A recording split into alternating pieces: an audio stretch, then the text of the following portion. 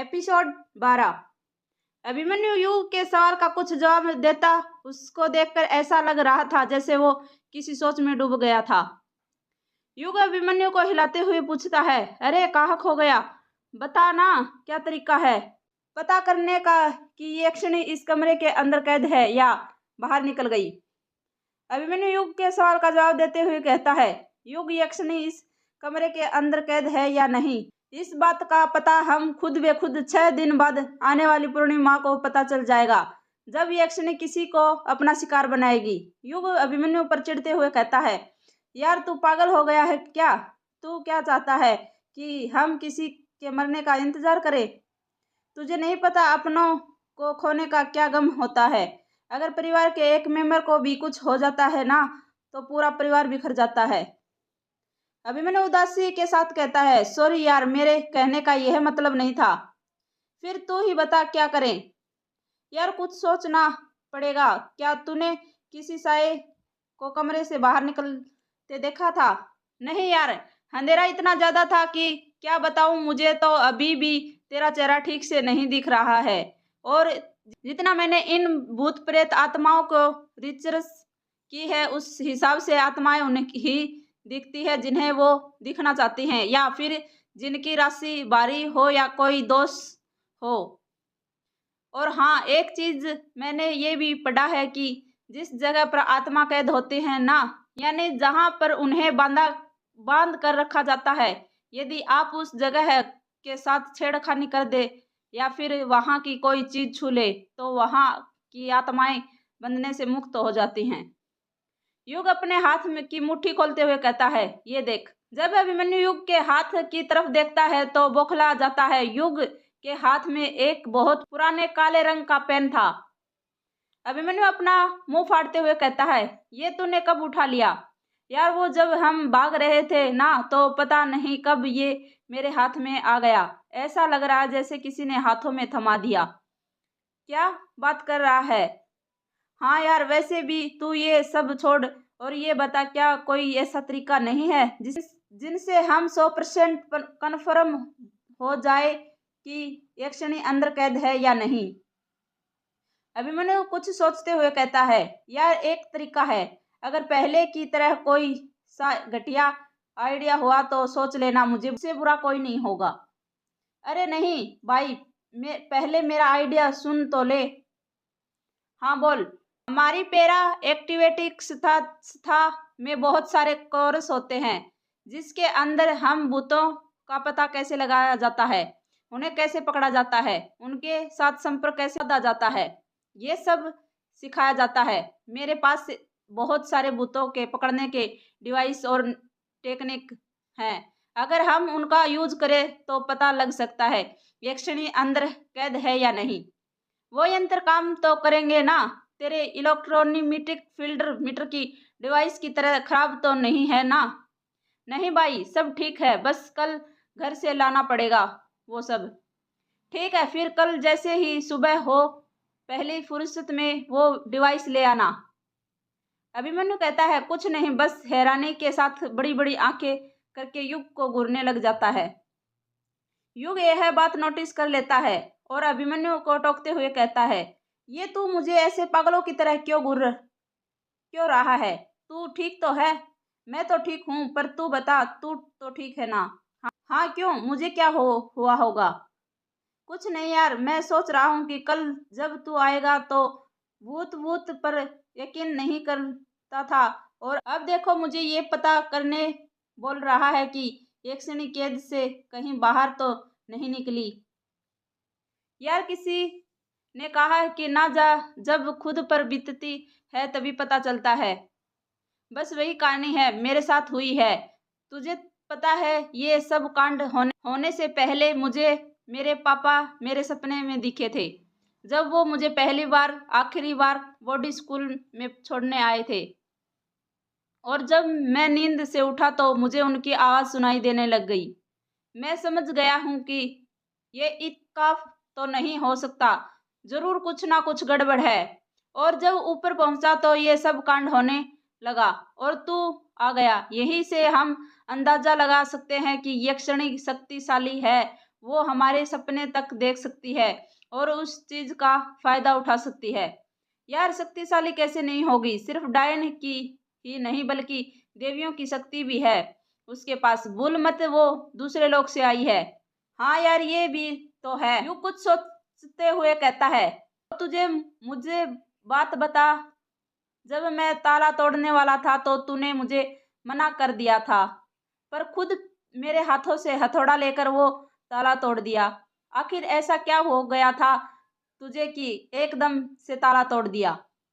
ये सब तेरे तानों की वजह से हुआ है। क्या कहा? मेरे तानों की वजह से? हाँ यार, तुझे पता है मैंने ना यहाँ अपनी छुट्टी मनाने नहीं आया हूँ, बल्कि पैरा नॉर्मल स्थाई वालों ने मुझे निकाल दिया है। युग अपना गला फाड़ते हुए कहता है। क्या? पर क्यों? अभिमन्यु हिचकिचाते हुए कहता है। यार वो बात यह है, अभिमन्यु इतना ही कहा था कि तभी उसकी नजर जमीन पर गिरे ताबीजों पर पड़ती है और वो बात को बदलते हुए कहता है। यार हमें ना ये सब ताबीज लाल कपड़ा उठा लेना चाहिए और इस दरवाजे को वैसे ही बंद कर देना चाहिए जैसे पहले था। अगर कछुए और कायर ने इसे खुला हुआ देख लिया तो प्रॉब्लम हो जाएगी। वो दोनों यक्षिणी के हाथों मरे या ना मरे, डर के कारण जरूर मर जाएंगे। हाँ ठीक है कह रहा है तू, और एक बात उन्हें दोनों को पता नहीं चलना चाहिए कि हमने ये दरवाजा खोला था, या सिर्फ उन दोनों को ही नहीं, किसी को भी नहीं पता चलना चाहिए। ये राज सिर्फ हम दोनों के बीच ही रहना चाहिए। हाँ ठीक है। युग और अभिमन्यु दोनों उठकर वापस से दरवाजे को वैसे ही बंद कर देते हैं जैसे वो पहले था।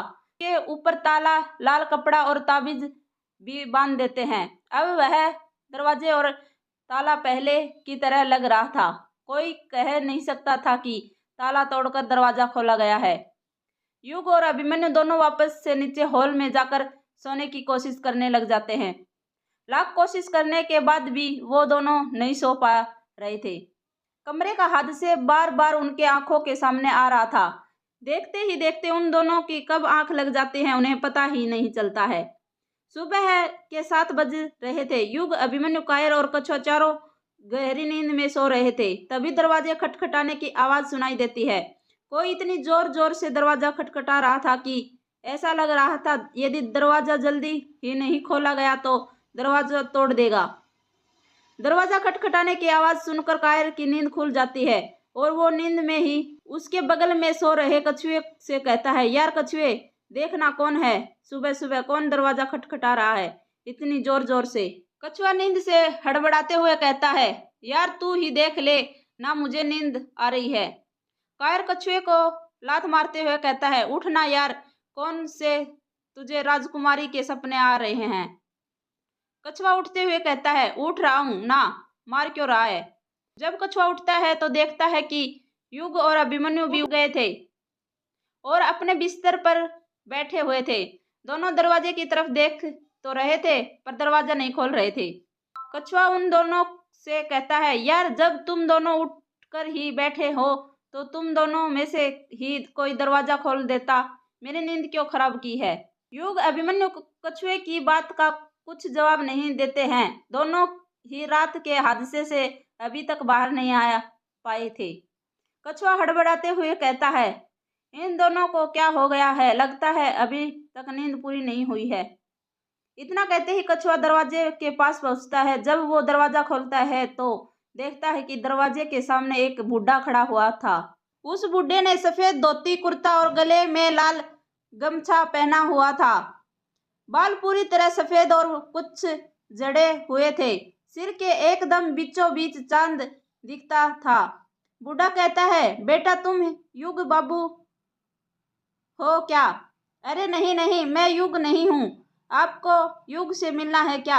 हाँ, हमें तो युग बाबू से ही मिलने आया था। कछुआ युग की आवाज लगाते हुए कहता है। अरे युग, जरा यहाँ पर आना, कोई तुझसे मिलने आया है। युग मन ही मन सोचने लग जाता है कि ये मुझसे मिलने सुबह सुबह कौन आ गया है। जब युग उस बुढ़े को दरवाजे पर खड़ा देखता है तो मंत्रमुग्ध अवस्था में खड़ा हो जाता है और युग के कंधे छूते हुए खुश होने लग जाता है। उसकी आंखों में आंसू आ गए थे। वो बुढ़ा युग की कलाई पकड़ते हुए कहता है। बहुत बड़े और हट्टे कट्टे हो गए हो बेटा। यूं कुछ याद करते हुए कहता है, आप बिल्लू काका है ना? वो बूढ़ा खुश होते हुए कहता है, हाँ बेटा, मैं बिल्लू काका हूँ। बड़ी देर कर दी पहचानने में, मुझे तो लगा था तुम आओगे ही नहीं। 13 साल बाद देखकर बड़ी खुशी हुई है तुम्हें। बिल्लू काका युग के घर के पुश्तैनी नौकर थे, जो बचपन से ही उसके घर पर काम किया करते थे। आप यहाँ पर कैसे, और आपको कैसे पता चला कि मैं यहाँ पर आया हूँ? युग बाबू, मुझे क्या, पूरे गांव को पता चल गया है कि कोई परदेसी शहर से आया है। हम तो समझ गए थे कि वो परदेसी और कोई नहीं बल्कि मेरा युग बाबू ही होगा। पर ये क्या, आप इस लाशों वाली कोठी में क्यों रुके हो? आपको अपने घर पर रुकना चाहिए था ना। ये भी तो मेरा ही घर है ना बिल्लू काका। हाँ युग बाबू, ये भी आपका ही घर है, पर आपको नहीं पता बड़ी मनहूस कोठी है ये। इस कोठी ने तो हमारे बड़े मालिक यानी आपके पापा की जान ले ली थी। हमने तो ये भी सुना है कि यही कोठी उस डायन यक्षिणी का दूसरा ठिकाना था। चलिए छोड़िए ये सब बात, आप ना हमारे साथ चलिए। हम ना आपको लेने आए हैं, बड़े मालिक ने आपको लेने के लिए भेजा है। युग हैरानी के साथ कहता है, बड़े मालिक मतलब बड़े पापा ने? हाँ युग बाबू, वो ही। चलिए जल्दी से अपना सामान लाइए और चलिए हमारे साथ। नहीं बिल्लू काका, मैं नहीं आ सकता। पर क्यों? बस मैं नहीं आना चाहता वहां पर, अब मैं यहीं पर रहूंगा, यही मेरा घर है। बिल्लू काका युग की आंखों में देखते हुए कहते हैं, आप बड़े मालिक से भी नाराज हैं क्या? युग कुछ जवाब नहीं देता। बिल्लू काका अपनी बात को आगे जारी रखते हुए कहते हैं, मुझे पता है आपकी नाराजगी अभी खत्म नहीं हुई है युग बाबू। बड़े मालिक की सजा बड़े मालिकिन को क्यों दे रहे हो? वो आपकी राय तक रही है। क्या कहा? बड़ी माँ मेरा इंतजार कर रही है? हाँ युग बाबू, जैसे ही बड़ी मालकिन को पता चला कि आप यहाँ आए हो तो उनकी खुशी का ठिकाना नहीं रहा।